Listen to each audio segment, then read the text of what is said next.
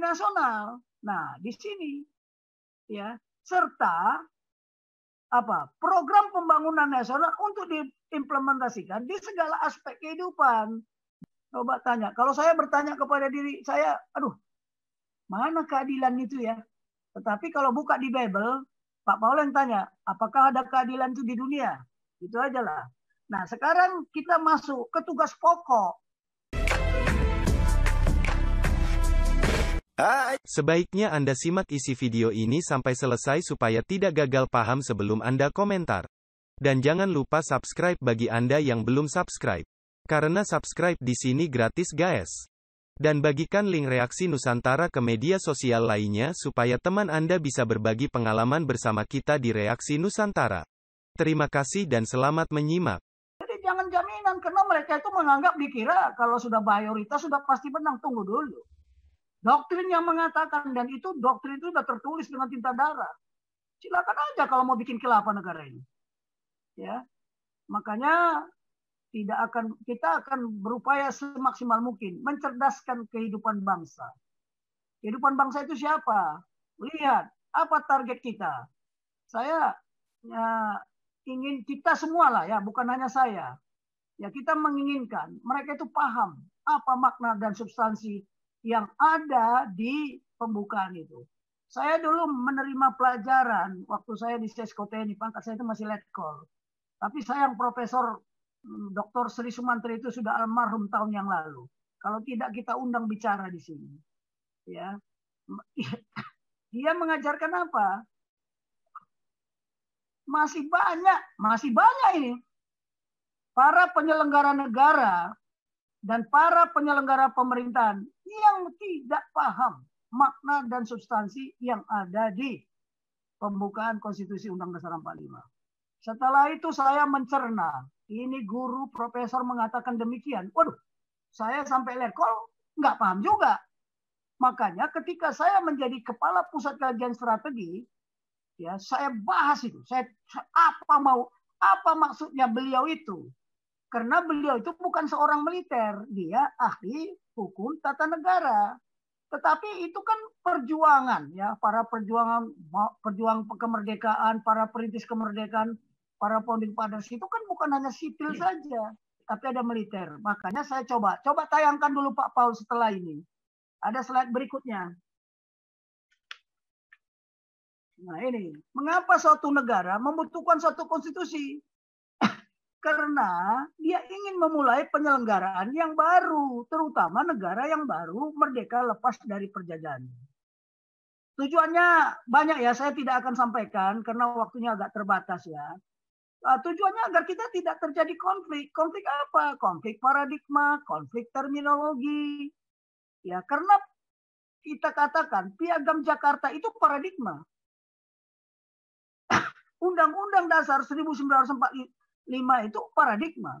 Paradigma kita menyelenggarakan suatu tata negara. Bagaimana kita menyelenggarakan negara ini dengan baik. Saya kan sudah katakan juga, saya kemarin berbicara juga sama beberapa adik-adik saya. Kebetulan saya menghadiri suatu acara pernikahan. Di situ adik asuh saya menikahkan anaknya, diminta saya sebagai orang untuk mewakili kata sambutan sekaligus berdoa. Jadi saya katakan kepada mereka, ya 75 tahun kita menjalani pemerintahan ini. Kita ada yang era Orde Lama, kita hidup di Orde Lama, di Orde Baru, dan di Orde Reformasi.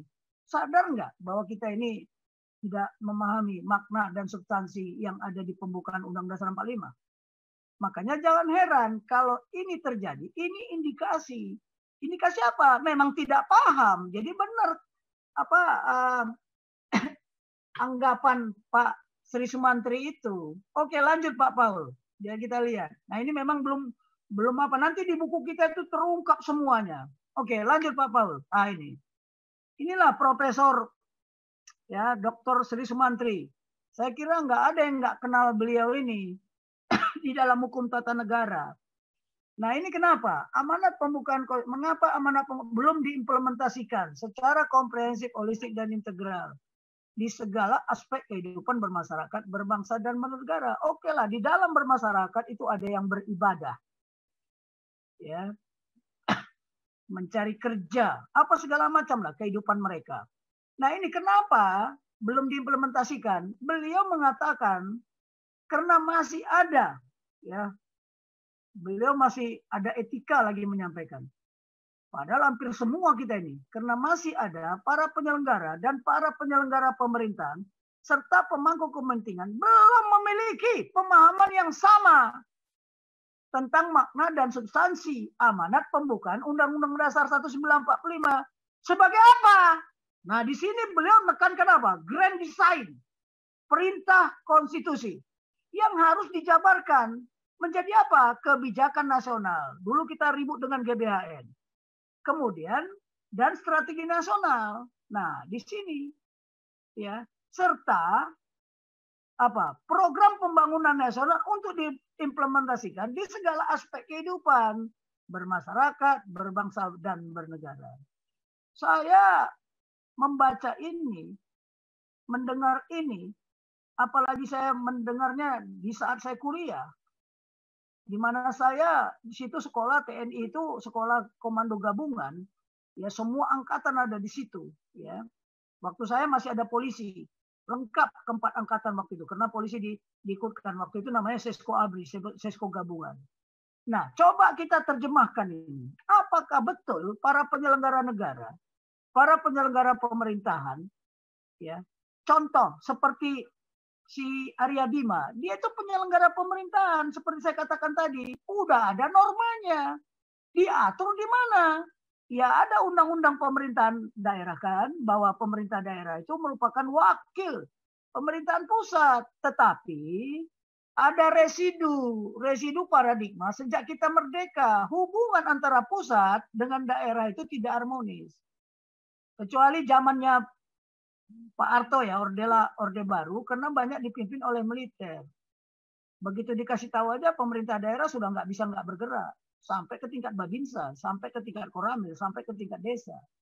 Tapi sekarang, sejak reformasi, makin carut marut, nggak karuan-karuan. Jadi tidak semua sebenarnya sistem yang dilakukan, sistem pemerintahan pada saat Orde Baru itu jelek semua. Cuman, saya juga mau jujur mengatakan, kita TNI waktu itu terlambat menyerahkan kembali kemana ke saudara-saudara kita yang sipil gitu loh, harusnya mengkader gitu loh.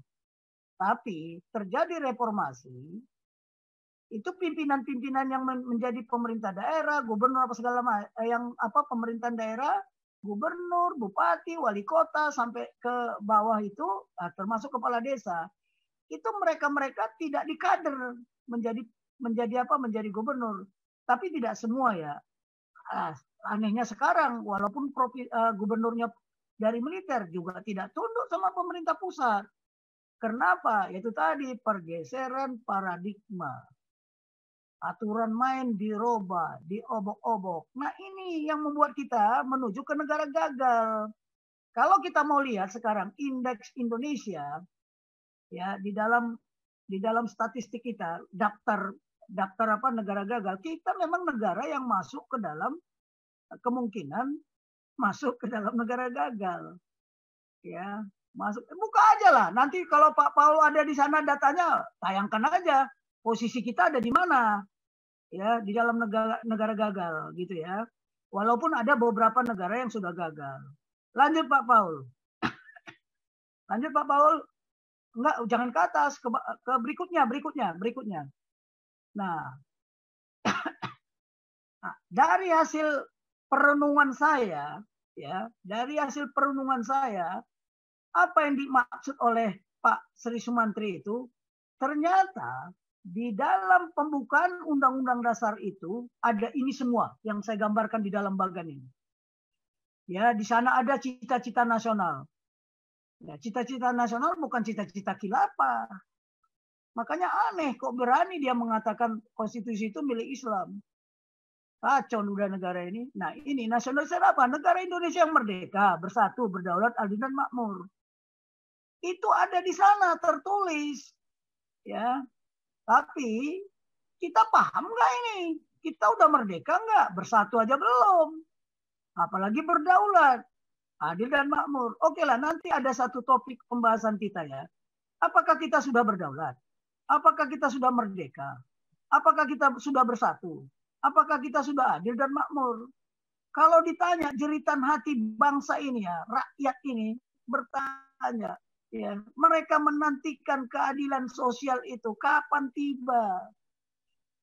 Kapan yang tertulis di Pancasila alinea sila kelima itu kapan? Mereka menanti-nanti. Sudah berapa abad? Kalau dihitung dari 300 tahun yang lalu, ya, plus sekarang kemerdekaan sudah 4 abad kita, 4 abad lebih. Ya, rakyat itu menanti kapan datangnya keadilan sosial itu. Ya, kapan datangnya keadilan sosial? Kecuali mereka berpikir, aduh, ini rencana Tuhan. Gitu aja udah. Sehingga kita tidak stres. Nah, di dalam di dalam undang-undang pembukaan undang-undang itu terserat juga ya tetap tegak utuhnya negara kesatuan Indonesia serta jati diri bangsa Indonesia. Ya, lihat, itu ada tujuan nasional. Ya, kalau saya nanti merumuskan kan kemarin keutuhan dan tetap tegaknya negara kesatuan Republik Indonesia. Serta utuhnya jati diri bangsa ya dan setia tanpa akhir kepada amanat konstitusi. Itulah tujuan nasional kita. Tetapi banyak universitas yang mengajarkan bahwa tujuan nasional itu melindungi segenap bangsa Indonesia, melindungi seluruh tumpah darah Indonesia, memajukan kesejahteraan umum, mencerdaskan kehidupan bangsa, ikut melaksanakan ketertiban dunia yang berdasarkan perdamaian, berdasarkan kemerdekaan, perdamaian adil dan keadilan sosial. Kemarin saya melihat ya tugasnya ada 5, Pancasilanya ada 5, visinya ada 5. Satu lagi kalau kita cek kata-kata adil itu ada 5 juga di situ. Coba tanya. Kalau saya bertanya kepada diri saya, aduh, mana keadilan itu ya? Tetapi kalau buka di Bible, Pak Paul yang tanya, apakah ada keadilan itu di dunia? Itu aja lah. Nah, sekarang kita masuk ke tugas pokok. Ya, tapi ingat, di preambul itu ada Pancasila. Makanya Pancasila itu harus ya merupakan apa? Merupakan prinsip-prinsip dalam rangka apa? Mengambil keputusan. Kalau saya melindungi segenap bangsa Indonesia, sudahkah berdasarkan kepada ketuhanan yang Maha Esa? Sudahkah berdasarkan kemanusiaan yang adil dan beradab? Sudahkah persatuan Indonesia? Terima kasih Anda telah meluangkan waktu untuk memberi masukan kepada kami, dan semoga komentar Anda bisa bermanfaat untuk edukasi generasi penerus bangsa ini, terutama bagi diri kita sendiri dan untuk mereka yang mau berpikir dengan akal sehat. Karena dengan akal sehatlah kita bisa bedakan mana yang terbaik untuk orang lain, saudara, keluarga dan terutama untuk diri kita sendiri. Semoga hari-hari Anda selalu dirahmati Tuhan Yang Maha Esa. Dan sampai ketemu lagi di konten Reaksi Nusantara channel berikutnya. Salam sejahtera bersama keluarga.